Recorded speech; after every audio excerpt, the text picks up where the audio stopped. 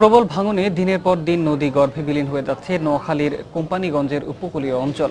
ভাঙন কবলিত এলাকাটির চারদিকে শুধু পানি আর পানি, স্থাপনা বা জনবসতির কোনো চিহ্ন নেই। প্রকৃতির সাথে তাই প্রতিনিয়ত যুদ্ধ করে সর্বস্ব হারানো মানুষগুলোর চোখে এখন শুধুই হতাশা। জেলা প্রতিনিধি সাইফুল্লাহ কামরুলের পাঠানো তথ্য ও ছবি নিয়ে ডেস্ক রিপোর্ট।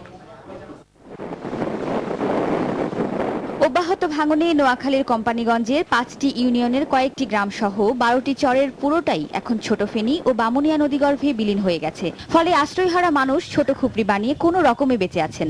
নদী ভাঙন রোধে পানি উন্নয়ন বোর্ড বেশ কয়েকবার সিসি ব্লক, বল্লি ও সুইচ গেট স্থাপন করেও ঠেকাতে পারেনি ভাঙন। এদিকে যোগাযোগ মন্ত্রী ওবায়দুল কাদের সম্প্রতি এলাকায় একটি সভায় ভাঙন রোধে প্রয়োজনীয় ব্যবস্থা গ্রহণের আশ্বাস দিলেও তা বাস্তবায়নে কোনো উদ্যোগ নেই বলে অভিযোগ এলাকাবাসীর। আমাদের মেম্বার চেয়ারম্যান এলাকায় আসে না, এখন আঙ্গুরে দেখতেছেন আমরা কি অবস্থায় আছি না আছি। আমার 16 একর জমি ছিল শাসে, ওই জমিটুকু ভাঙে গেছে, এখন আছে আমার বাড়িতে। যদি আমার বাড়িটা ভেঙে যায় এখন আমি কই যাবো, আমার বাচ্চা কাচ্চারা কই যাবো।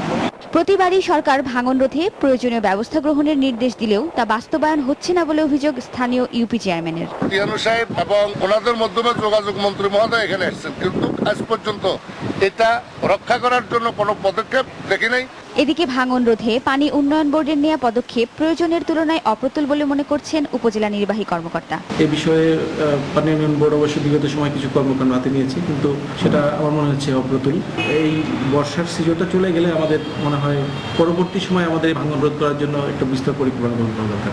জোয়ার আসলেই ভয়াবহ ভাঙনের কবলে পড়ে কোম্পানিগঞ্জের উপকূলীয় এলাকার মধ্যে সবচেয়ে ক্ষতিগ্রস্ত এলাকা চর ফকিরা, চর পার্বতী, চর এলাহি ও চর হাজারী।